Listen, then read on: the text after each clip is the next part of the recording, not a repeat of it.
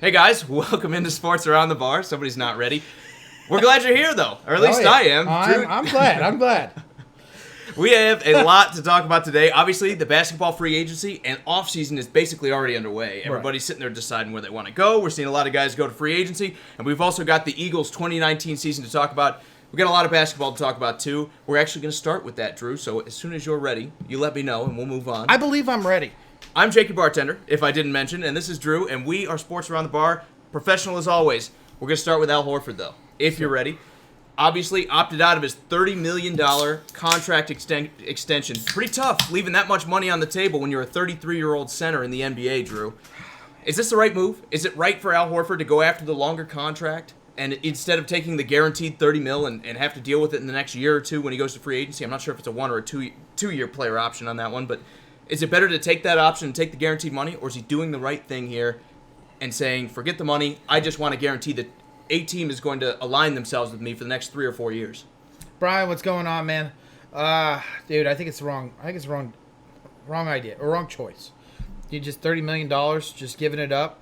It's not a big man, not his style of big man play NBA anymore. I think that's probably one of the best contracts that he's probably going to get offered. I just don't know if it's something else. I don't know if it's money, man. Maybe it's just not in belief of what the Celtics are doing moving forward. And you've already got Kyrie on his way out the door, too. Seems pretty likely that either Kyrie moves on to Brooklyn, or we're also hearing reports now that Brooklyn is not interested in Kyrie Irving as a solo piece. They want Kyrie Irving, but only if they get another superstar to go with him. And I don't necessarily blame him. I don't know that Kyrie's that guy who wins you a championship just with him and you build a team around him of some B to C level players, and all of a sudden you're going to be in the finals or at least a contender. I understand the Nets kind of hesitation as well there. Yeah. There is a lot going on, a lot of moving parts here. Would you like to see Al Horford pair up with someone like Kyrie Irving and then maybe move on to Brooklyn? I mean, it might be a great option for him, but again, the Celtics did it and they didn't get very far. So it'd have to be someone with a lot different pieces. Obviously, the Nets have completely different pieces than the Celtics do, but I don't know. It's interesting. I think and I know we're going to get to this piece in a second, Houston's drama might be more outspoken. Maybe the Celtics drama is a little bit more internal and no one's speaking about it. Well, this to me is the same kind of problem when it comes to Chris Paul and when the Rockets traded for him last year and they got a 5-year contract out of a guy who's already 33 or 32 at the time. It's the same way with Al Horford. You don't want to offer this guy a 3 or a 4-year contract at 33 and be stuck paying massive money to a guy who's 35, 36, 37, and his skill has fallen off. Because basketball contracts, 100% guaranteed. As soon as you promise them that you're going to pay them, they're on your roster. You can't cut them. You can't do anything like football to get that money off your books. If you sign this guy to a 3 or 4 year deal, he has to start, and he has to start playing well for 3 to 4 years, whatever you give him, or it's going to sink the team. There's too much money going into this guy to sit there and not, have him perform as a superstar for the next 3 to 4 years. Are you willing to bet on that? It's a big bet. Brad's agreeing it. He said at 33 he would have took the money. Kerr isn't going to last much longer. That's where I'm getting at is he wants to win a championship. And I think he sees Kyrie leaving. And I don't know if he fully believes in the direction the Celtics are going. I know I keep hyping it up, but I think it's an unspoken issue in Boston. You're talking about, like we've said multiple times, a 33-year-old man, definitely more at the end of his career, playing a style of basketball that isn't huge right now in the NBA. And he went off and took a chance to probably take less money somewhere else. Well, here's going to Brad's point here. Would you rather make $30 million for 1 year, or would you rather go sign a $15 to $20 million deal for 3 to 4 and make $60 over the course of that, and you're guaranteed to keep playing? If you fall off at 33 and you took that one big contract from the Celtics, what happens then? Where do you go when all of a sudden nobody wants you and you're talking about making veteran minimum or somewhere, $4, $5, $6 million instead of another $20 million guarantee? He wants the guarantee of longevity. And my question is, as a GM, can I afford to give it to a guy who, let's face it, 33, 34, 35, a lot of guys hit the wall there. And you go from being a superstar to being average to a liability even. There are times these guys fall off so hard. Look at Carmelo Anthony. He fell off so hard, he went from an asset to a liability overnight, and you're stuck paying him all this money, and no one wants to trade you for him. That's kind of where the Rockets are at with Chris Paul right now, is teams are seeing his play decline. No one wants to be left holding the bag. Brian says, you gave up $30 million, you're going ring chasing. So he's kind of in agreement with me, but you're saying it more in the fact that From everything I've heard and everything I've read. He's trying to find his career to be a little bit longer. Right. In willing to take a decrease in money. From everything I've heard and everything I've read about this situation, it's not so much about the ring because I think he still believes. At first, he tried to work out a deal with the Celtics. I think he believes the Celtics still have what it takes to get it done. I think when they weren't willing to guarantee him the 3 to 4 years that he wants, and let's face it, he probably wants 4 to 5, and then he'll settle for 3. Right. The Celtics are like, we can't afford to, because if we give you that money, we're on the hook for it. There's no negotiating our way out of it. There will be no trading for you. We can have good players, and your money alone will sink the rest of this team. Can't do it. You can't cut them. You can't do anything to get that money off the books. Everyone is afraid to give these older players long contracts. I think that, more than anything, is what he wants, because he wants to keep playing basketball. Everyone's saying you're ring chasing. I think he believed he could have had one with the Celtics. I don't think he's moving on because he thinks the Celtics are done. I think he just wants a guarantee. You would want one from your job, too. You're like, hey, I've been an all-star, right? I see what you're saying. I exactly get it, and I know all the reports are out there saying exactly what you're believing in, but it just seems like if he fully believed in Boston, and he fully believed that this team can win a championship, even with the loss of Kyrie, why would you give up $30 million for next year? Why would you do it? Because let's just say you take $30 million, Boston cuts you. You're telling me you can't find a contract somewhere else because I don't want to be the odd man out. Because you got to think about it like a GM, and credit to him for doing this. The easy thing would have been to take the money, say we'll let it ride in Boston. Either we win or we don't. And Boston's not the favorite. It'd be a little bit different if you're on someone like the 76ers or Toronto that are a favorite to go farther in the East. Well, that's why I think his departure from it is because it's not. But are they a team that could win a ring? If you put him there, they now have enough money for another max contract with Kyrie gone or very close to it. Do you think they could lure more talent? Because I would be willing to gamble on that. I'd be willing on Boston, the historic franchise, luring another superstar in to play with me. But no one is out there saying, I want to go to Boston and play. No one's saying it. Well, nobody's saying anything. It's all tight-lipped. I don't think anyone knows where they want to go because everyone wants to go somewhere with someone else. No one wants to go somewhere and be alone. And if Horford would have stayed, you at the very least wouldn't be alone. So I don't think necessarily this is about winning championships as much for him as it is him saying, I want to keep playing basketball, and I don't want to have to go somewhere and be somebody's... I don't want to be expendable. And that's the toughest thing for aging athletes is I want to stay playing and I want to stay the center of the team. We saw LeBron leave Cleveland because all of a sudden they're talking about we need to bring on more talent than LeBron because he's getting older.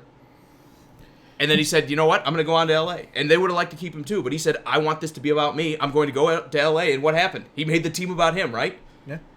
Brian says he will sign with a contender with a chance to win ring is what he meant. He won't sign with a super team.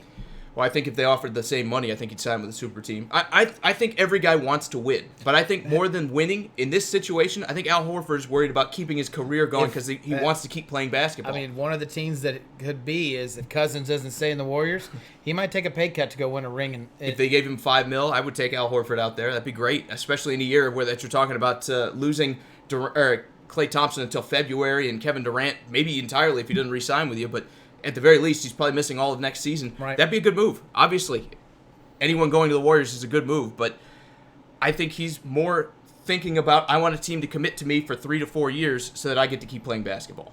As a starter, I don't want to be a role player. I don't want to be on somebody's bench, or I don't want to get relegated deep in where I don't have a role. I want to get paid, and when you're paid that much, obviously enough play has to play through you.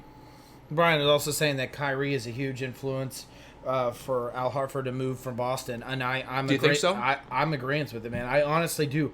I think it's a sign of I don't believe in the direction you're going. Well, I think it definitely played a part, but at least, like I said, from what I read, when this happened and he opted out of it, he thought, okay, I'll just work a new deal with the Celtics. And even though Kyrie's gone, because Kyrie basically said he wasn't coming back, declined his option at this point. Right. Even though Kyrie's gone at this point, he's still trying to work with the Celtics because he's saying Kyrie's gone. They have Gordon Hayward, who's not quite a superstar. They have me. They're going to offer me the deal because they're going to hit panic mode and say we need to keep at least one of our stars. We can't go back to being irrelevant. The Celtics didn't flinch though. It's like a game of chicken. They didn't kind of get out of the way and just do the easy thing and offer Horford 4 or 5 years and sink the franchise potentially 3 years from now. Instead, they said, yeah, we want you, but we probably want you for a year. We probably want you for 2 years at most. We'll give you a short-term contract for probably decent money. And he said no. I think that's where the biggest disconnect is here. And I think you're right. I think that's a big part of it, Brian, that Kyrie leaving is another reason why he would have left. If Kyrie would have stayed, Maybe he takes that step back and he says, I'll sign for 1 or 2 years, and maybe we win everything, and someone gives me that big contract like you were talking about, Drew. But Well, I don't think he's going to get a big contract. I think this is his big contract. I think he's going somewhere and giving up money. CJ says that he agrees. We're going to assume that you're agreeing with both of us, even though we're saying two different things. And then Devin said, what a crazy duo that would be. I'm assuming he's talking about, hey, we're going to Golden State. Horford, but yes, That's what I meant. That would be unless he's talking about him going to the Nets. I'm not sure where, because I did say maybe Horford goes to the Nets and he plays together. If he does go out to Golden State, that would be great. You're getting a guy who can play great defense against the rim. Importantly, they were missing some of that last year, which they're going to need, and an inside scorer. I mean, I know they have Draymond, who does a lot of their work inside. It'd be interesting to see what the two of them work together. But that would be another team that is now focused on their bigs, and then you have a guy like Curry that's hopefully going to have a little more space out there in the open. Brian says Hayward hasn't been the same since his ankle injury. And he's right. He hasn't. I'm hoping it's one of those things where he comes back and it was just a 2-year thing where, yeah, he can play last year, but he's not quite the same guy. And 2 years removed from the injury, he's better. But you're right. He hasn't been the same. I know the Celtics are going to need him to bounce back and at the very least be a number 2 there, because the odds of you landing 2 superstars this year for Boston with Horford and Kyrie gone, I don't like their odds of it. Yeah. Devin said it was Golden State that he was talking about. It would, in my opinion, it'd be a step up. He's obviously healthier than Cousins is, and were. Yeah, I think I'll go back to my same point that I've been saying. I know that you've have read all that stuff and believed it. It just and it's not a knock on you by any means. It just seems like all these departures are in the sense of what direction Boston's going. And a lot of these superstars don't believe in it. And you know what? I don't blame Boston one bit, because 2 years ago, they took a team of a bunch of young players that played as a team and went a lot further than they did this year with superstars. Well, Horford was on that team too. But I agree with you. I agree. And they added a lot of pieces in free agency. Yeah, and that's it's not something everyone can do in the NBA. These days, it's all about free agency. Bring in the stars, have them play together. I get that he was there, but I'm just saying. No, you're right. I'm agreeing with you. Yeah. They had more success building the old-fashioned way, trusting the process, if you will, by bringing up all these young guys like Tatum and some of these other guys, turning them loose and letting them, kind of develop a little bit. Do we see them go back to that? Because I think Boston's in a world of hurt right now. These two guys leaving, you're probably not landing two, and Kevin Durant and Klay Thompson being injured for most of next season, I don't expect those guys to move on from where they're at. They're in a very tough position because there's not going to be that many superstars out there. You already know Kawhi is not going to go to Boston more than likely. Right. There's not too many guys you're going to be able to land here that are going to turn you back into a contender overnight in the East. You've already got the 76ers that are pretty much staying together. Maybe Jimmy Butler leaves. Beyond that, they're keeping a lot of their guys. You have the Toronto Raptors that, if Kawhi stays, are going to still be a better team than you are. Yeah. Boston's in the shit, Drew. I don't know how else to put it. They're in the shit. I'm agreeing with you. I don't see a quick way out of this. Do you take a step back for a year and then say, we'll go free agency 2020? I'll say exactly what I said. No superstar hitting free agency is saying Boston is one of the targets I have on my radar. And I'm with CJ here. He says Tatum is for real. Maybe you sit there and try to develop a player and go against the grain, against the conventional thinking in the NBA, which is I just need to win free agency and I can win a championship. Maybe you grow some of these players up and then you bring in that big-time free agent.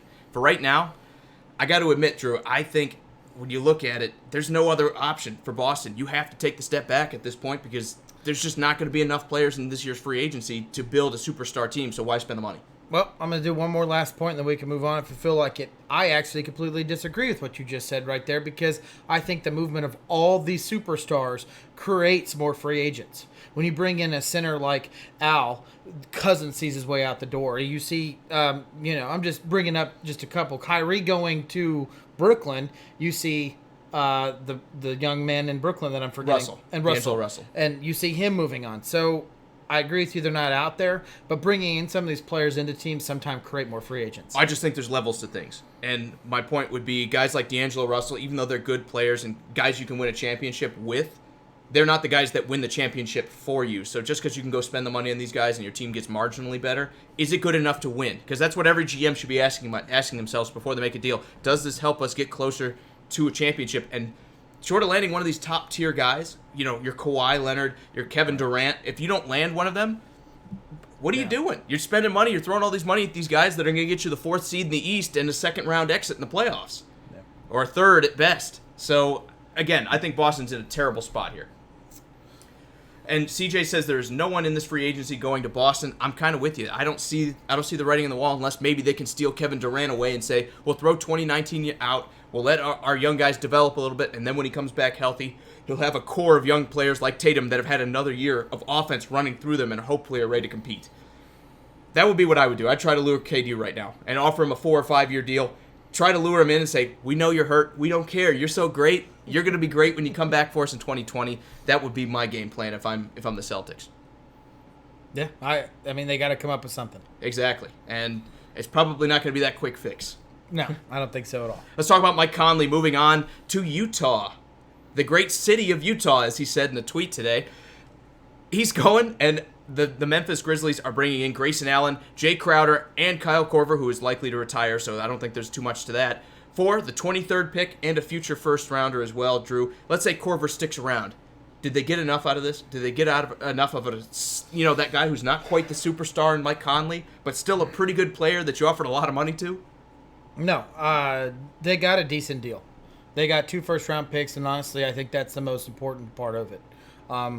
Memphis isn't what it used to be, where you had Zach Randolph and Conley. It's the end of an era. And Gasol. And all of them have moved on, or now have finally moved on, and I think it's time to rebuild, and this is part of it. And they took their best piece and got as much as they possibly could. It isn't the greatest move in the world because, Conley could have been a piece that you could have built around, but I guess they decided he was expendable because of the value that they saw. Well, if it wasn't obvious before, this means they're drafting Ja Morant. And they said, we want Morant to get enough of the touches at point guard where he's going to develop into a player. Everyone knows Memphis is not a contender. Right. Trading away a big contract like this, getting multiple first-round picks, getting a guy like Jay Crowder. I'm not as crazy about Grayson Allen, even though I think he's okay. Like, he's a depth guy at this point. I like Jay Crowder coming in, though. Kyle Korver, if he comes back, means almost nothing to me. You basically got 2 first-round picks in Jay Crowder for Mike Conley, and you got a lot of money off the books. You're not luring superstars. No. Okay? Not this year. But maybe Morant shows a little bit of talent, and we see some stuff. Maybe Jay Crowder is a role player for a couple of more years there in Memphis.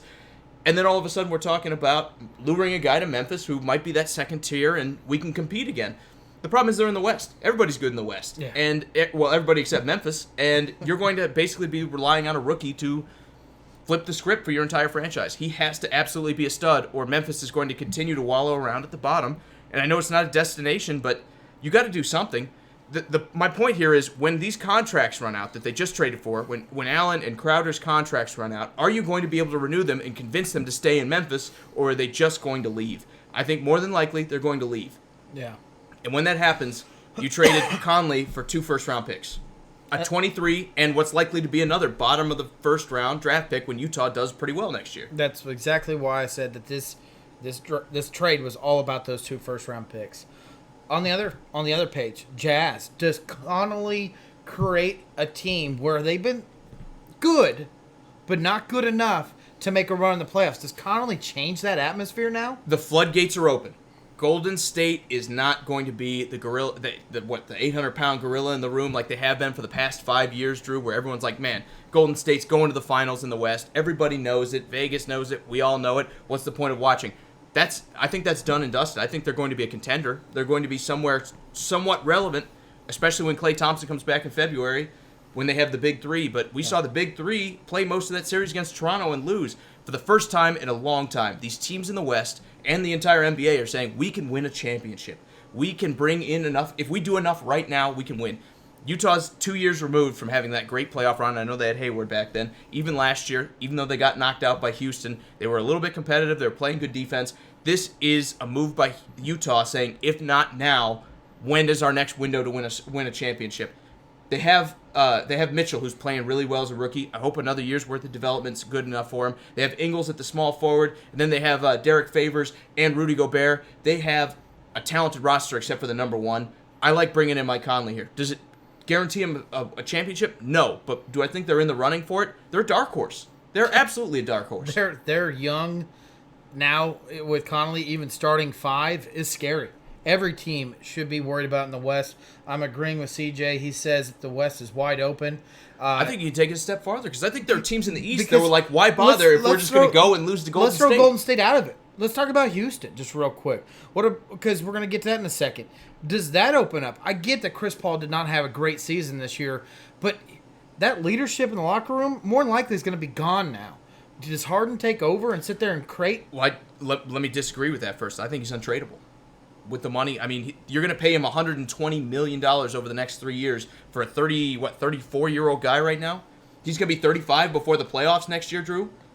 He's going to be 37 years old, making like $44 million. He's untradeable. I get it. He's going to be in Houston. Maybe you just pay him and release him. You can't release him because that money's all on you. That $44 million still goes against the cap. You might as well have him instead of release him. You know what I'm saying? I mean, what if he causes too much drama? That's a fair point. I mean, at what point do you say a guy is making too much drama in my locker room? I need to move him out. But do you think Chris Paul turns into that before. guy? No. I honestly don't. But he has said trade me because from the reports, he sat there and said, I don't want to be on this team anymore. I want you to trade me because it's either Harden or me because they're fighting. Apparently, Paul wants Harden to listen to him and kind of be that, not sidekick, but he wants him to be the mentor to him and everything. And James Harden's like, what have you ever done? You have a lot of first-round exits with the Clippers. Beyond that, I mean, they had Blake Griffin and DeAndre Jordan and him, and they still did nothing with it. Yeah. I don't blame Harden for not wanting to listen to him. Harden's the better player right now. Harden's the leader of this team. Harden's always been the better player. Maybe not in OKC. Maybe early on he wasn't there. He was the sixth man. I know. I think we're forgetting how good Chris Paul was out there. I'm not forgetting how good Chris Paul was, but you're going to sit there and tell me that when the careers are all said and done, all the dust has been settled, who has a better career? Oh, James Harden. There you go. Was James Harden better in years 1, 2, and 3 than Chris Paul was in that prime? No, I think no. Okay, no, because he didn't get the opportunity to play the role that he should be playing. Now, Scott says Chris Paul's overrated. At this point, yes. Back in the day, I'd say no. If you could get Chris Paul at 28 and Houston would have traded for him at 28 instead and offered him that 5-year contract, the problem is he signed that new deal with the Clippers and then got traded. He signed his Supermax deal so he can get paid the most money humanly possible, and then they flipped him over to Houston. And Houston at the time, to their fault, said okay when they knew he was going to be 36 or 37 years old at the end of this contract. The problem is nobody keeps up the level of play at the end of a contract. They thought they were going to be able to go toe-to-toe with Golden State. There was even a year they almost did it, right? And then what happened? 2 years ago. 32-year-old Chris Paul, or 33-year-old Chris Paul, got hurt. And that's what old players do. They get hurt, and they lose their talent. So, to me, the mistake was in the beginning. I was against this trade to begin with for Houston. Everyone's saying they can go toe-to-toe with Golden State. They almost had it, and then what happened? The guy you were betting on to be healthy got hurt. Now you're promised to him for another 3 years, Drew. Just like Al Horford, the franchise has its hands tied because they made this deal. And you're now tied to a diminishing asset. And I get what you're saying, but I think at some point in time, even regardless of the money owed, teams just go, you're not worth it no more. But even you can't get rid of it, though. It doesn't matter. Can't. Albert Hainsworth. But we're talking NFL. I know, NFL, you recoup some of that money, and then you take a little bit of a cap. A lot of it's guaranteed. I'm just getting my point across. All of it's guaranteed. I get it. But teams are like, screw it. You're not worth this. Go away because you're making my team worse. Scott says he'd like to see Harden and Kawhi Leonard I was combo. just about to bring that up. If you get rid of Chris Paul and he's out of there, does Houston have what's around to bring in another superstar? No. Even throw the contract out. Does it have enough want for, hey, you can win a champion? So let's say you trade him, right? And that money is off the books because there's only so much you can spend. Right. Let's say they trade him. They find a sucker, and it will take a sucker at this point. It'll take a Phoenix that's like, guys, we got to sell tickets before we got to win basketball games. We need a big name. We'll trade for him even for basically nothing. So let's say he just moves out the door. Do they have what it takes to bring in another guy? No. Not at the same level that you need because James Harden is such a big personality. He's the guy who wants to be in the spotlight. He wants to shoot every time you have the basketball. It's the beard. It's the Kobe Bryant effect almost, where I want to do everything. But then people don't want to play with that guy because you want to be the superstar on the team too. I think that's what's going to keep Kawhi Leonard out there. If they landed him, they'd be great. You get a guy who's going to play 2 players worth of defense, which is good because Harden plays 0 players worth of defense. I think that would balance things out. But the problem here is... So. The problem here, okay, I can show you some film where he's wrong. Going back to this, Drew, I just don't see any way. Even if you were able to make this trade, I don't think you're going to get a superstar level guy to go out there and play with James Harden who wants to shoot all the time. You have to share the rock. Yeah. You need a guy that, as much as people criticize LeBron, the reason it's worked by bringing these other guys is because LeBron will pass. LeBron will force the ball to open guys. James Harden will dance around for a few minutes and then just take a contested three and hope it goes in and kick his legs out and pretend like he got fouled. 55. Exactly. Three-pointer.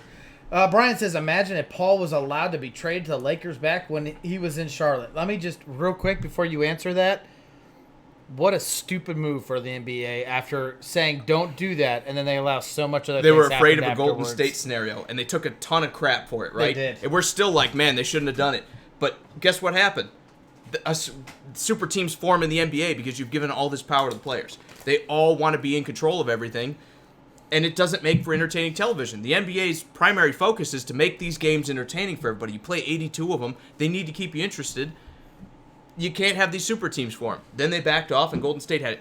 The problem lies in their rules, and I've talked about this before. If you got rid of the max contract and let everybody pay them whatever they want and just set a hard salary cap, you'd throw these problems out the window. Right. That's difficult to do with the Players Association. But right now, I'm with you. It would have been interesting, Brian, if Chris Paul had gone on to L.A. It would have been great to watch. I would have loved it. But yeah, it's all water under the bridge at this point. I think the NBA's learned its lesson, but they're kind of stuck between a rock and a hard place. Either you let the players do what they want, and you get teams like Golden State that are just the odds-on favorite and are going to maul everybody short of everybody dying like happened this year, or you split everything up and everyone's like, man, how are you going to not let my team... You're basically picking winners at that point because you're not letting teams bring on free agents. There's no simple answer with the system that they have to fix things if you're the NBA. And I can go on to this for 4.5 hours, Drew, so we'll switch out. Well, no, for sure. At some point in time, we'll do an episode where we talk about baseball free agency and what kind of contracts or cap they should have, because that would be a great conversation with you guys and what you have to feel about baseball. I'm very passionate when it comes to that. As a Yankees fan, he's very passionate about letting teams spend whatever they want to be good. No. My other two favorite teams are the Royals and the Rockies, so we spend considerably less. Yeah, I can't help it that I'm a Yankees fan, but beyond that, it would be a great episode. We'll definitely have to do that down the road, for sure. I agree. Scott says it would be Leonard's team flat out if he moved on to Houston. One thing I will say, Scott, is I like the personality matching. When you have a guy like Harden, who's a bit of a diva, a little hard to deal with, who are the guys you want to bring around? Humble players, team players, guys who don't care about pomp and anything like that. You bring in guys that are just work hard and they do everything. Is there a guy who's more personifies that in the NBA than Kawhi Leonard? There's not in my opinion. Not now. Yeah, exactly. So I think that from that standpoint, it might be a good fit. Do I think Kawhi Leonard's going to want to sit there and play with a diva like James Harden when he can go run a team like the Clippers, or even he can go out to the Lakers? Why not just play with LeBron at that point? You got Anthony Davis out there too. If you're going to go for it, why not just go make another super team? That's my only point is, would you play with Paul and Harden, or would you play with LeBron and Anthony Davis? Okay, I got to ask. It's a what-if scenario. Guys, I'm asking you too. Let's just say Kawhi goes to the Lakers. And let's just say somehow KD and Thompson get healthy. Who wins in a Lakers with Kawhi, AD, and LeBron versus a Warriors team fully healthy? Why don't we just play the All-Star game? We'll just stop at the All-Star break. I'm just saying, it's a possibility. You know, Leonard goes there. 1 year later, we're looking at these teams being fully decked out. If KD stays and Thompson stays, you're literally looking at an All-Star team. Who would win out of that matchup, in your opinion? I still think I'd take Golden State. The Warriors. I still take Golden State by an edge because I think LeBron's a little bit older. I like Anthony Davis, but his health is in question all the time. And Kawhi's great, but do I think Kawhi beats a healthy Golden State team this year? No. I think it'd be close. I think it'd be fun to watch. It'd be like smalls versus bigs, shooters versus guys who want to drive in. That'd be fun to watch, but I think I'd still go Golden State. I'd just roll the dice on them getting hot and shooting enough three-pointers to beat someone like the Lakers. Scott says Harden can play with other players. Look at OKC. Well, you got to remember that was before he had so much success. Yeah, he was winning the Sixth Player Award, but he didn't get the success he had in Houston. And I don't even think that's 100% true. I think he said, I'm better than these guys. I want to go off and prove it. Yeah, I don't want to play with Westbrook, who wants to take every shot. I want to take every shot. Yeah. I don't want to play with Durant, who needs to be fed the ball. Agreed. And let's kind of make Brian saying Golden State will win that matchup too. I think it'd be close. That'd be fun to watch. I mean, that's a lot of good defense I think we're forgetting about on the Lakers too. That's a hard one to call. I might even backpedal and say and pick the Lakers now. Josh said that'd be an awesome scenario. Since we're talking super teams, that would be a Superman versus Batman scenario. CJ says the Lakers because of their ability to drive. They drive, and Golden State's not stopping the drive, right? Because they have a bunch of small players, but 2 points are worth less than 3. I mean, who's guarding these guys in the perimeter? Kawhi would be a good defender. I don't think I want Anthony Davis out in the edge, and I don't think I want LeBron necessarily at 35, 36, trying to guard someone like Curry like he did early on. Or, well, I say early on, but when he was with the Cavs, LeBron's going to lose a step here too eventually. And when he does, you're not going to be able to keep up with Curry, who's running around like a fiend, ripping three-pointers at every chance he gets. Scott saying being all healthy, he would go with the Lakers, and Josh says Lakers in 7, only if it could be an NBA championship role in that thing. But obviously they're in the West, so that doesn't work out. Scott also says losing makes a guy rethink his role. Do you feel like that's necessarily the case when Harden and Paul are fighting with each other like this? See, I think that's the case. There's not that humility of saying I need to rethink and we need to retool if we're going to make this work. It's not working because of you scenario. Yeah. And that, to me, I don't think Harden just gets along well with other guys that want to be on the same level as him. He wants to be the only the only guy taking the shots. He wants to be the guy that everything runs through, and when they win, they're like, they won because James Harden dropped 58 points. 25 from the free throw line, but that's irrelevant. Or so I'm told.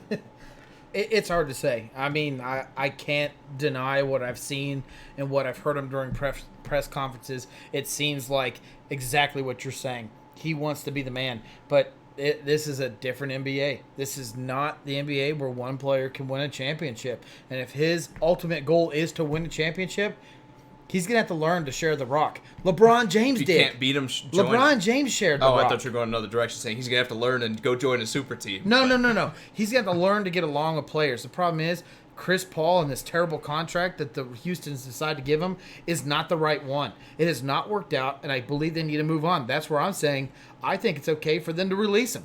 So what? You owe him the money. You're a multi-million-dollar corporation.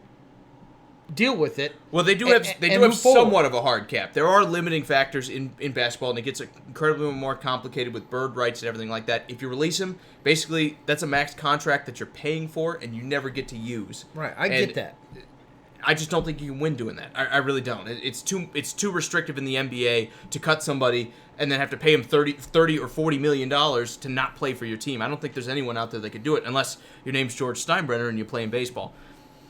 My other point here, just really quick, going back to what you said, LeBron James learned to share the basketball. The problem is LeBron James learned to share the basketball in high school.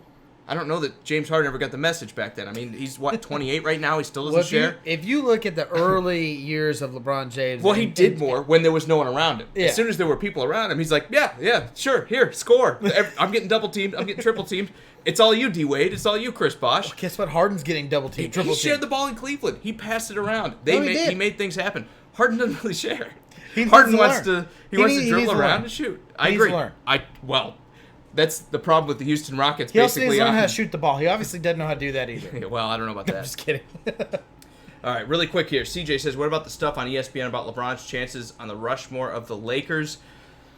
Oh, you're trying to get us off track, aren't you, CJ? Rushmore of the Lakers, maybe. He's got to win a couple, I think, if he wants to be up there. I mean, you're talking about Shaq up there. You're talking about Kobe Bryant. You're talking about all these great Lakers Michael on top Johnson. of it. Look, I just don't. Jabbar. I just don't. I'm not going to say on the Rushmore. I don't think he's going to play long enough to do it. It would have to be multiple championships, man. I mean, honestly, more than two. More than two. Brian also says Harden has traveled more miles than most people in vehicles this year alone. I agree with you, Brian, but he does it because they let him get away with it. And we've even seen Golden State. Steph Curry did a couple of his little step-back jumpers, and guess what he got called for? A travel. So it's one of those things that the NBA is willing to allow it because they want to have more entertainment. Do I agree with it? Absolutely not. But if you get away with it, wouldn't you do it too? If it's working? I mean, I would. I probably would. If I'm a player and they're going to let me take 3-4 steps back, rip up a three-pointer, I'd do it too. So he travels because they let him travel. If they started calling it, guess what? He probably wouldn't do it so much. So I agree. It's frustrating. I hate watching Houston games for that reason because every time I watch them shoot, I'm like, okay, like what are the rules here when you're going to take 3 steps backwards and then shoot a 3-pointer? And everyone's like, man, how did he just beat that defender? I was like, no, he just ran around him. But what do you do about it? Someone forgot to silence their phone. Well, hopefully ESPN doesn't sue us for that one. Our producer is telling us that we need to move on. We need to get to this Eagles topic. I know we talked a little bit about the Houston. I guess we'll talk about it on Friday. The Houston drama. We'll get more into it later on Friday. One final point for basketball. Kris Middleton opting out of his $13 million deal. I expect he's going to get a max deal somewhere. I hope it's in Milwaukee. I'd like to see that team stay good. But if not, there's going to be another good shooter on the market, boys. We'll move on. We'll talk about that. Maybe Friday. We'll talk about it possibly Friday. We do need to get moving on, guys. I'm glad you all stuck with us. We're about to talk about the 2019 Eagles season and what we see this team doing. They did a lot of changes during the offseason, huge losses, but a lot of big add-ons too through free agency and draft. It's a weird cycling of talent. We've seen a lot of guys move on from the Eagles. We've seen a lot of guys come in. The question is going to be, are they going to be able to stay as good as they have been? I like the additions. Guys like Jordan Howard coming in. I like Malik Jackson from his time in Jacksonville. I like bringing in a guy that's 29 years old and moving on from Haloti Ngata. But then after that, you talk about guys like Michael Bennett, who's been effective. Golden Tate, who I know they traded for him last year, but that's a significant subtraction. Jordan Hicks moving on from middle linebacker. Haloti Ngata, like I mentioned. There's a lot of talent leaving and coming into this team. Do we see kind of an adjustment period like we did with the Browns? I do. Honestly, historically, the Eagles have always kind of started out slow. Even when they won their Super Bowl, they lost their first, I think, 2 out of 3 games. They might have lost their first 2. I can't remember exactly. This team, historically, is just slow getting off the blocks. But they seem to fire up later on in the season. They literally have done it 2 years in a row. I don't know what it is about this team, but it just seems it takes a minute, get a couple injuries, let this team start cohesing together, and they seem to pull off some great streaks to find themselves in the playoffs. Let's talk about their draft really quick, and then we'll talk about what this team does really well. They drafted Andre Dillard, offensive tackle out of Washington State, their next heir apparent left tackle. This guy's the best pass protector in the draft, arguably, from that standpoint. He doesn't run block as well as some other guys. He's not as balanced as some other guys, but when you want to keep Carson Wentz healthy, this is the draft pick to do it. Right. I love this, because when you have a quarterback that has the talent Carson Wentz has, but also the injury history, the object number one, the primary objective for the Eagles should be keep this guy healthy and keep the hits off him. Andre Dillard's the guy who's going to help do that. No doubt about it. After that, we have a little bit of a question mark with their second pick. They went off and got a running back in the second round with Miles Sanders. Not that we got anything against Miles Sanders. We think he could be a decent back if properly and put in the right position. But going out and getting Jordan Howard, you don't really need another a running back at this point. Maybe they should have focused a little bit on their secondary, but we absolutely love the second pick in their second round where they take J.J. Arcega-Whiteside. This guy is huge, and we think he's going to make huge bounds and leaps in this receiving corps. When you say he's huge, I mean, the guy's like 6'5", and he jumps like he's Mike Evans. I think that's the best comparison here, is they're getting a Mike Evans-type player that's going to play across from Alshon Jeffrey. They're going to have 2 towers at the wide receiving point. They already have a quarterback who likes throwing to big targets like Zach Ertz and Dallas Goedert. He likes focusing on his tight ends. Now they brought in 2 wide receivers that are also incredibly tall. The Eagles are going to play some bully ball down the field, and I love it. I think Arcega-Whiteside was my number 1 wide receiver off the board this year. I had him ahead of even guys like Hollywood Brown and some others like DK Metcalf that everyone seemed to believe was the best wide receiver in this draft. They did a great job bringing this guy in the second round. I mean, the 25th pick in the second round, this is a steal in my opinion. No, it was definitely a good pick. I know you're very high on him. I also like him. I think he can fit this passing game very well. Just real quick, back to free agency, just some other things that I want to talk about. They also brought in Deshaun Jackson. They bring back their speedster that did really well in Philly. This guy is obviously more like at the end of his career than he is at the beginning, but there's no doubt about it. Deshaun Jackson has a tremendous amount of speed. He opens up the bottom and middle parts of this, the back end of that defense because of his speed. So when you bring in someone like Arcega-Whiteside and you have Alshon Jeffries and you have Gertz and Dallas Goedert, this is just going to be huge. You have to put up points against this team to beat this because they could put up points in a hurry. There's no doubt about it. But guess what? They have one of the worst secondaries last year, and they didn't really fix that during the free agency. And let's talk about that for a second. Last year, this team was 7th in the pass, but 28th rushing the ball on offense. So they were able to throw. They kind of addressed that. They brought in Jordan Howard to try to fix it. They brought in a rookie in case Howard gets hurt or it just needs some spell time. They've kind of moved on from this whole idea of we're just going to have a committee of no-name guys and it's going to be good enough. They traded, what was it, a 5th or 6th round pick for Jordan Howard. I mean, they got him for a song. Yeah. To bring in a guy like Howard with an offensive line as good as Philadelphia has, I think this is going to be a rush defense or rush offense that's going to be much improved. Then let's talk about the defense. They were ranked 23rd in yardage, true, and part of it is because they could not stop anybody in the passing game. 30th in the pass. They lost Ronald Darby. Everyone's going to be pointing to that. Their best corner and only corner, in my opinion, that is any kind of weight to him. Yeah. I think with Ronald Darby maybe putting in a healthy year, we're going to see that creep down to 26, 25, 24, but they're betting a lot of kind of capital on Asante Maddox, a former, I believe, 2nd-round pick out of this team, stepping up and developing in year 2, because this is the guy everyone was picking on in the playoffs. If you were watching any of those Eagles games in the playoffs, this is the guy everyone was picking on. He's the guy giving up all those catches. He always seemed like he was a step and a half behind a receiver, letting him catch the ball and turn it upfield. We're going to need to see more out of him. I know they were saying he's had some good games. I didn't see it. From what I saw, and I've watched a lot of NFL film, I didn't see as much of the good play out of Maddox that some of these other experts are sitting there saying they saw. I think this is going to be an important year for Asante Maddox to step up, or the Eagles are going to be at the bottom of the NFL in passing again. All I gotta say is that he was a rookie, and as far as most corners go in the NFL, it's always year one is rough. There's no doubt about it. Hopefully, he can take that step in the second year. I fully believe that he's going to. That's the reason why they trusted him. I believe in Jim Schwartz and what he could put on the field on the defensive side of the ball. I think he could do big. One last free agent loss that I think is absolutely huge before we go into this schedule is Nick Foles. And I get it. He was a Super Bowl MVP 2 years ago. When he got onto the field this year, he played 5 games. He won 4 out of one of these games. But let's be completely honest. It seems like, well, in my opinion, that the team rallied around Nick Foles because he was not lighting the field up like he did in the playoffs last year. He wasn't doing that great. 7 touchdowns to 4 interceptions. He had a 92.2 quarterback rating. Which is good. If you had a starter with a 92, you'd be like, okay, maybe we're not elite, but we're doing all right. It wasn't what you were expecting him to do. But when you look at Carson Wentz and what he did out of 11 games, he was at 102.2 with a 27 touchdown to 7 interception rating. And they only won 5 out of 11 games. Does this team finally, at this point, that Nick Foles is gone, do they rally around Carson Wentz? And there were some attitude issues at the beginning of the offseason. Everyone was saying Carson Wentz is kind of a jerk and wanted Nick Foles gone. And, there was a big stink about CJ. it. We haven't really seen it since then. I think they're going to rally around him. I think that's just what you do. The problem is, back when they had Nick Foles, you had 2 captains. A ship can't have 2 captains, right? Yeah. There's an old saying, if you have 2 quarterbacks, you have none. I think there was a little bit of that where some guys liked Nick Foles better. They liked him when he was out there. I think that's all gone now. It doesn't matter. When he's gone, you have to rally around the guy that's left. I think they'll be fine. I think part of that, you listed out the wins and everything. I think a little of that is anecdotal. If you're playing better, you're going to win these games because you don't control the defense. Usually the quarterback who plays better wins more games in the long run.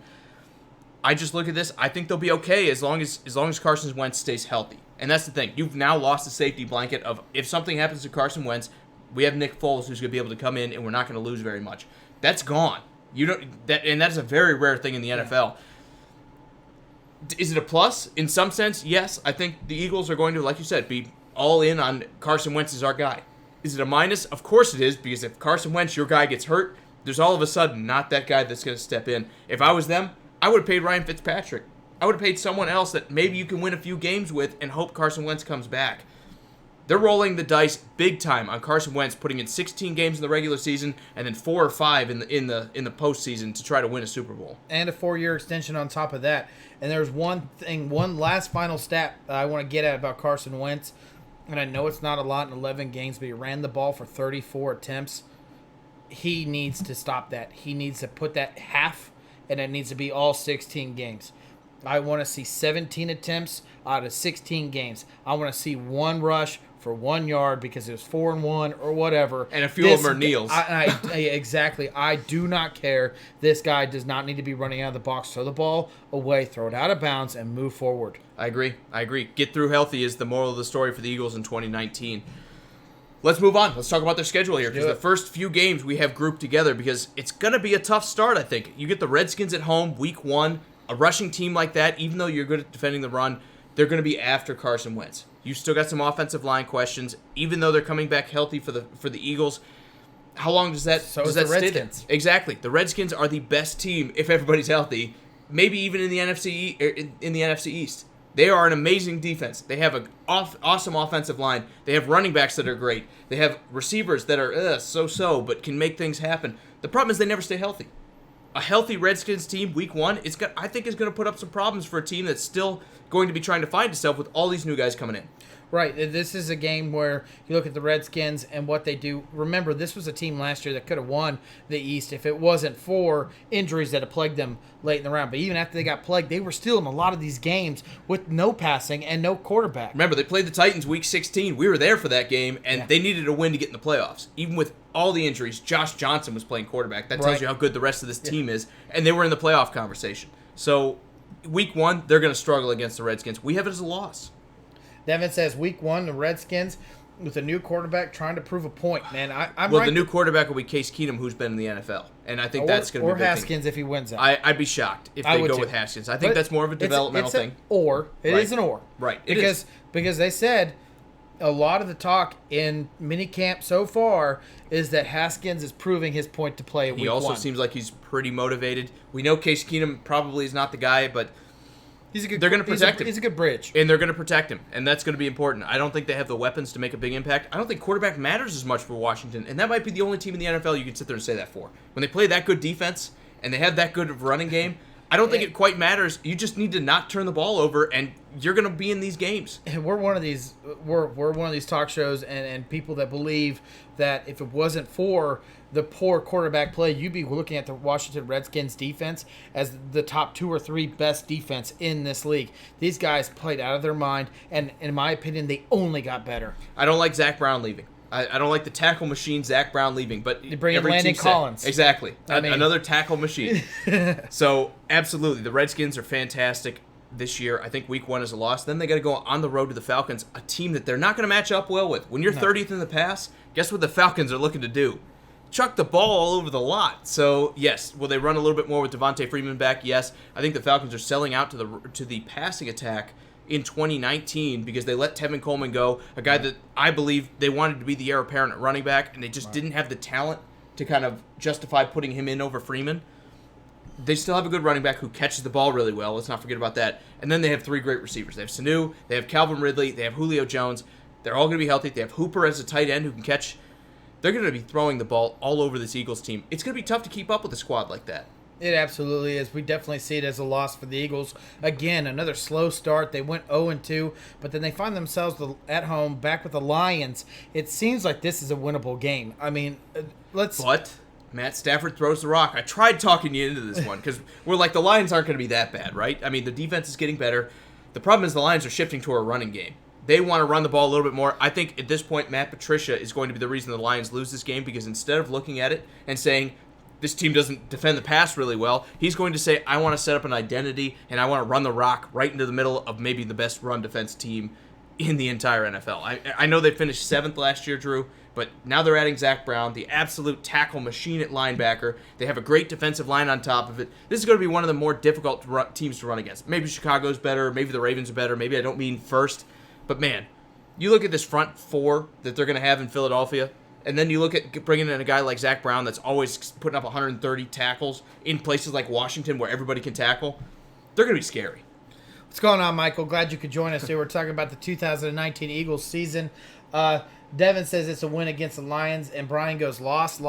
Guys, we just want to remind you, we'd like to hear what you think about who could win or lose these games. We're going to go ahead and write them down, and then when it's all said and done, we're going to go back and look at it and review this season of 2019. We want to see if you know more than we do. Absolutely. I mean, it's the fun. Drew beat me by a game last year, and I'm still salty about it. Yeah, what is it? 216 they played, or 256 or whatever in the NFL?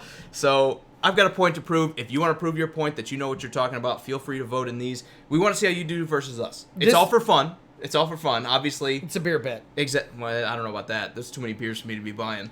But it's all for fun, guys. If you want to vote on any of these, let us know. When they crack them open at home, we got you that one. That one's mine, yeah. Michael said the Lions aren't going to win anywhere. I actually see this as a game where Jordan Howard goes off. I love Even with Snacks Harrison in the middle? Yes, even with Snacks.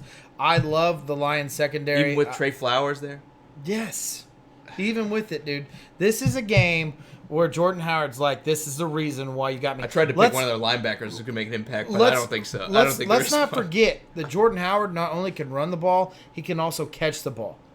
This guy is good at receiving. He has hands. He was not utilized in that Bears offense. He can catch and run this ball. Remember, he took over when Matt Forte just got a little too old, and they brought him in, and he literally mirrored what Matt Forte was doing. Well, the only thing I'll say is pump the brakes a little bit, because guess who also did that? A guy named Langford. And guess what happened to Langford? He got replaced the next year with Howard. So I wonder if that is kind of just a short stint that might not be a thing. I'm with you. I like Jordan Howard. I was all on Jordan Howard last year. Obviously, I was proved wrong. I thought he was going to get more touches. But the only thing I will say is don't let the thought that maybe this guy isn't that good. You got to think about that. Maybe Jordan Howard is not as good, and Chicago recognized that and said, okay, we'll move on from him. No, he just didn't fit the system. I hope you're right. But I'm telling you right now, he didn't. Langford looked pretty good for that year he started, too. And I know it was John Fox that he was playing under. Different system, different coach. I got a beer bet for you then. Okay, let's hear it. Does Jordan Howard have more rushing yards than a single running back in Chicago? Because someone's going to run the rock no, because they're going to share too Chicago. much. He will. More rushing yards because he will, because they're going to share. They're going to share too much. Mike Davis is going to get carries. Their rookie, whose name I can't think of right now, is going to get carries. You're going to see Sanders get the ball. You're going to see Sproles be out there because they absolutely love Sproles, even though he can't stay healthy. But Sproles won't run. And I think you'll see Sanders, but he's a rookie. He's going to be way behind him. I think Howard is still the feature back in Philadelphia. And if you want to look at it from that, he's a bell cow. But we were just talking about how the Eagles are all about throwing the ball this year. So in the Bears, they're a run team. They're a run team first. I don't think so. Not with their new coach. Not Pace. That's their GM. I'm drawing a blank. He was just in Kansas City. Yeah, Come on, you should know. I know, I'm blanking on it too. All right, moving forward. With their new coach, they are absolutely a passing team. They want to be a passing team, but it's a transitional thing in the NFL. I don't think they're throwing out the running game because that's what they're good at, but they're going to throw the ball a lot more in Chicago than they absolutely could have. Brian, I won't take that bet because I think you're right. I think he will have more rushing yards here. Brian is saying that Montgomery, I'm assuming he's saying that is will the rookie. have... That is the rookie. Yeah, thank you. Okay. And I'm huge. Montgomery's actually my favorite running back out of the draft. I think he's an all-purpose back. I think he can block and catch a pass. I think this guy, Matt Nagy. Thank you, Brian. What would we do without you? We would have just kept going. Yeah, we wouldn't have had a show without Brian. Thank you. That's sad. We wouldn't. We wouldn't have a show without all you guys. I fully believe that Jordan Howard wasn't utilized properly, and I get it. He didn't match their system. There is a lot of running backs that have a lot of talent.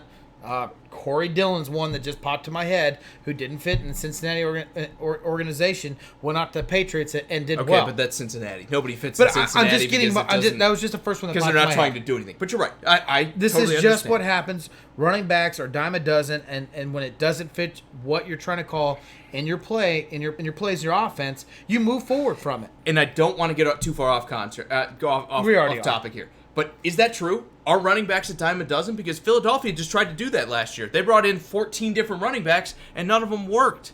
So are they really a dime a dozen? Or is it just it's a fungible position, but you still need to have somebody with some talent?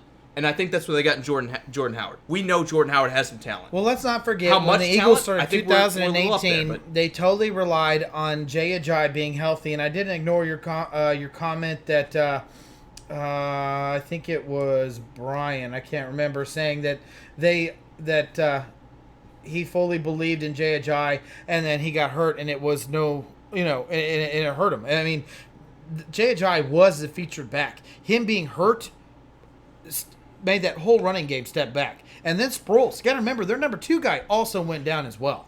Right. No, well, I agree. But 36-year-old Darren Sproles shouldn't be your number 2 guy as a counter there. They had about 38 running backs, and like I said, none of them worked. Also, to Brian's point, he says Howard is an inside runner and wasn't much of a receiver. He can catch, though. He's a guy that has some hands. They just decided not to throw to him because they wanted Tyreek Cohen out there catching the ball. I get it. It's one of those things that Howard's probably not as good and dynamic after the catch as Cohen is, but don't write him off as a receiver. And I think we're going to see a little bit of a resurgence in that in Philadelphia. When you're throwing all the time and Howard's standing there open because you have all these big receivers and everyone's trying to double him and play everything back, you're going to see Howard catch the ball a little bit more in Philadelphia than he did in Chicago. I was just about to say, the last 2 seasons, the reason why you didn't see him catching the ball is because you got Cohen there. You don't. There's definitely Cohen's for sure a better receiver than Howard, but Howard can catch the ball and make a lot of moves happen. Right. Well, we got to talk about the schedule a little bit more. Let's talk about Green Bay here. In Week 4, it's on the road. Aaron Rodgers is a dangerous threat, but how do you beat Aaron Rodgers? You get in his face and you knock him over. What is Philadelphia going to try to do with guys like Derek Barnett and, Tommy Jernigan? They have all of these threats on this defensive line. There's a ton of them. Fletcher Cox, another one. Vinny Curry coming back. They have all of these Malik guys Jackson. who are going to make an impact on this defensive line. They're going to be in Aaron Rodgers' face. I don't think Green Bay has the offensive line to keep them out of there. I know they were bad against the pass here lately, and some people are going to point that out and say Aaron Rodgers is going to be able to throw here. I don't think so. I think they're going to lay some hits on Aaron Rodgers. They're going to get physical with this guy, and Aaron Rodgers is going to be lucky to survive this one and not be hurt. I think this is the game that they get back there, they rough him up a little bit, and maybe we see Asante Maddox take a step up because he's guarding someone like Equimania St. Brown because, like I harped on with the Packers, they didn't do anything to get any better receivers. Yep. You're going to see Asante Maddox shut down his man, and we're going to see the Philadelphia have a great game against the pass here. Michael, not that we're trying to ignore your comment. We did talk about it a little bit earlier in this episode. You might have to just go back and watch it, but we got to keep moving forward just because of time. I think that's the biggest point. How much do you need Nick Foles in Philadelphia? We'll talk about that, I'm sure, more before the season starts, but for right now, we both think they're going to miss him. Yep. Moving on to Week 5, the Jets at home. We both believe that this Jets team is going to take a step forward from last year, but it's not going to be a significant step. I think there's still a lot of improvement that you need to see from Sam Darnold, even though they got definitely better at the run game with Le'Veon Bell. We just don't know if Le'Veon Bell could take over every single game week in and week out. We do think that he's going to win a couple of games, but not against this Eagles team. This isn't the team that you're going to sit there and put a big impact on the ground with Le'Veon Bell. Maybe he catches the ball a little bit, because I know as a Titans fan, Zach Brown can't cover the pass. If they put him on Le'Veon Bell, he's probably going to have 100 yards receiving. It's not going to be enough to beat a team like Philadelphia that's able to run the ball with Jordan Howard a little bit better. They're going to be able to throw the ball with all these new receivers they brought in. You're going to struggle as a Jets fan. This is one of those games that you just want to see Sam Darnold come out healthy and look decent doing it, because against a pass defense like Philadelphia is likely to have in 2019, the Jets should have at least a little bit of success with these no-name receivers. Who knows? Maybe this is where Asante Maddox, like I said, has a good couple weeks together, and he shuts down Quincy Enunwa, or he shuts down Robbie Anderson, and maybe he gets a little bit of confidence. Maybe this is part of the growing stage where we see them get better there. After Week 5, going into Week 6, we see this Eagles team being 3-2, and they go against the Vikings in Minnesota. Talk about some of the best receiving options that a quarterback has in the NFL.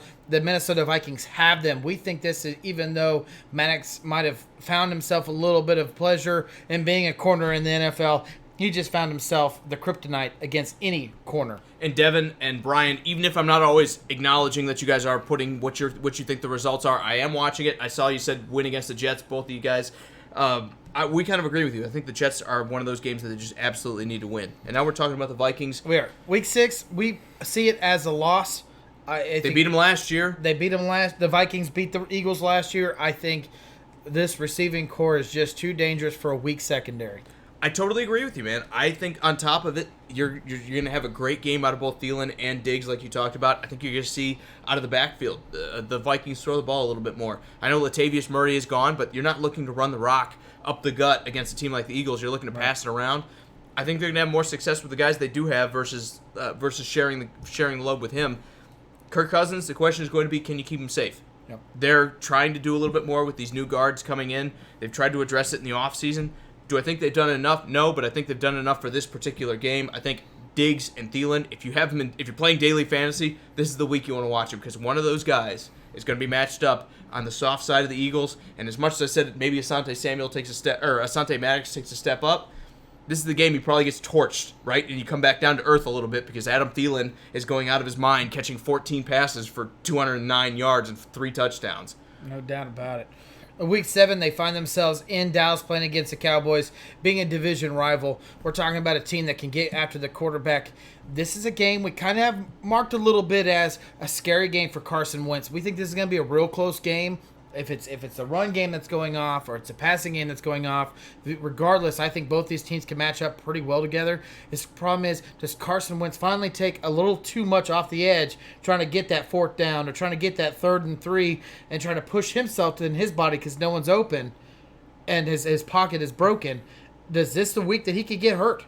It could be. I mean, the Dallas Cowboys are likely to have a good defense this year as well. I think when you look at this matchup, they split last year. I think it's likely they split again. But again, they did not have Amari Cooper for that first game where the Eagles actually beat them. We might see Amari Cooper put up another big stat line here and sneak another win or two against the Eagles. Right now, we have it as a loss. Yep. I think this is going to be an interesting matchup. Can you stop Zeke? If you take him out of the game, can you stop Amari Cooper? Can you stop Randall Cobb?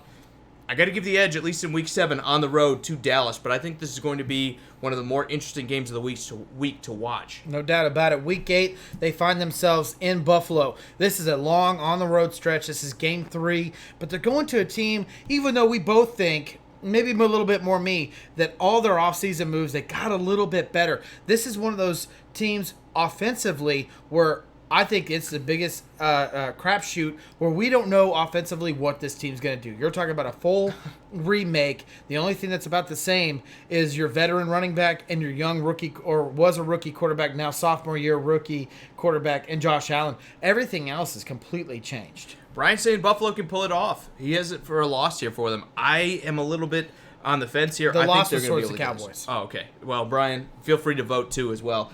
One thing I will say here with the Bills is this is one of those matchups that I'm with you. Let's not forget, I was the guy who said this is the team that's going to finish second in the division. You said the Jets are going to finish second. I like what the Bills have done, but you have a new offensive line that's going to be working together. Even though they've had 7 or 8 weeks, they're still not an elite unit. They're a bunch of mercenaries coming in from other teams. None of these guys were drafted. Going up against a defensive line like this, Josh Allen's going to have to do something special if the Bills are going to win. He's going to be under pressure the entirety of the game, and so is the running game. I don't really see a lot going on for Buffalo on the offensive side of the ball. They're not going to have the time to throw. Even though that's how you want to beat Philadelphia, they're not going to have the time because this offensive line is not going to be able to protect Josh Allen. And even if they do, we have questions on Josh Allen's accuracy. I think that's going to be a biggest factor in this. The Bills will put up a good fight. I think they hang with them for 3 or 4 quarters, but they probably come up short because that defense can't keep them in the game forever. No doubt. Brian and Martavius both have them as a win. So Week 9, they finally get to go home, but they're going to be facing the Bears, arguably one of our favorites coming out of the NFC. How do they favor against a team like that where you think at least this one's at home? You right? think that the Bears are going to be running or throwing the ball. I think they're going to go back to running the ball. I think Matt Nagy's a little stubborn. I think Matt Nagy's going to be trying to prove a point that we want to be a passing team. We drafted Mitch Trubisky to let him throw the ball. I think the Bears are going to try to, over the next couple of years, become much more of a passing team. And do I think that's the right move? No, but I think when you look at what they did last year when they had such a good running attack, they had such a good offensive line, and they weren't giving the ball to Jordan Howard, they want to throw the ball. I think they're going to be able to do it in this game. I think they're going to be able to make an impact with Allen Robinson and all these other guys. I think this might be a Miller game where Miller comes out and he puts up big numbers because he's the second guy. And, yeah, you have Ronald Darby, who hopefully he's healthy and he can shut down Allen Robinson, but you don't have that second and third guy to make an impact on guys that are a little bit farther down in the depth chart. I think the Bears are going to throw the ball all over the place. It's going to be a win for the Bears here. It's going to be an ugly game. It's going to be fun to watch. Again, another one that might be the best of the week, but I think the Bears still have the edge on the Eagles. We have it down as a loss as well. Brian is saying loss. Saying a loss. Let's take that with a grain of salt. He's a Chicago fan, so I remembered this time. Week 10, they get a bye. I actually don't hate this bye. I think this is a decent early bye in the sense of Week 10, and they get it just in time. And I just want everyone to know at this point in time, we do this schedule based on the fact that Carson Wentz is still healthy, but it is just in time because they're going to be facing a tough team, possibly the number 1 seed in the AFC, as much as I hate saying it, and the Patriots. But luckily they get them in Philadelphia. This is a better roster if you take the quarterbacks out of it than the Patriots have. The Patriots, if you took Tom Brady off that team, are absolutely going to struggle with a team like the Eagles that get after the pass, that play really well on the defensive front. That being said, can you keep Tom Brady from putting up numbers? This is going to be a bit of a shootout. The good thing is, at least from the Eagles' perspective, is they got better in the running game.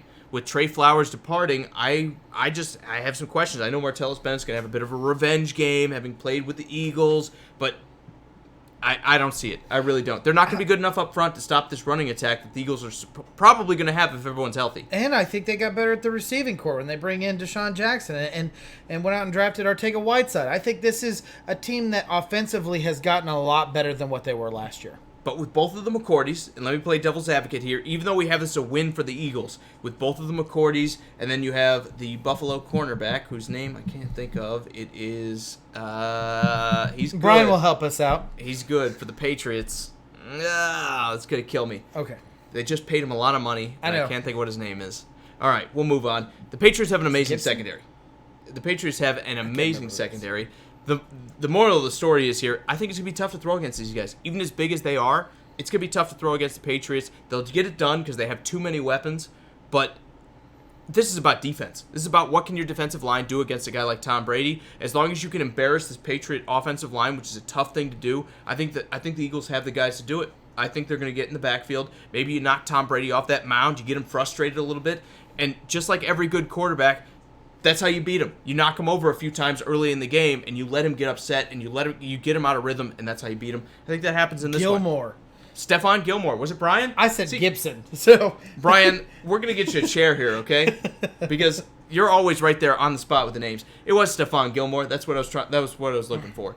Great player. I think even though he probably shuts down Alshon Jeffrey, now with the addition of Arcega-Whiteside, that he's going to be a tough matchup for guys like McCourty, both Devin and Jason. Yep. And then you still got Aguilar waiting in the wings. You have Deshaun Jackson who's going to make an impact. You have Zach Ertz. This is going to be a struggle. This is going to be a struggle. This receiving options are deadly. There's no doubt about it. I'm not trying to skip these games by any means, guys. We'll go over them a little bit. But when you look at Week 12 and Week 13, you got the Seahawks at home, and then they go on the road against the Dolphins. We have done both of these teams during this offseason. We've talked about these games. Well, the Dolphins were trying to skip it. We don't want to talk about it again. I'm just saying we've talked about these games. We do have them as both of these games being wins for the Eagles. It's mostly just because we fully believe that this team late in the season does have a win streak. They find themselves winning games late when it matters. And as much as we love the Seahawks, unfortunately they've taken a lot of subtractions instead of positives.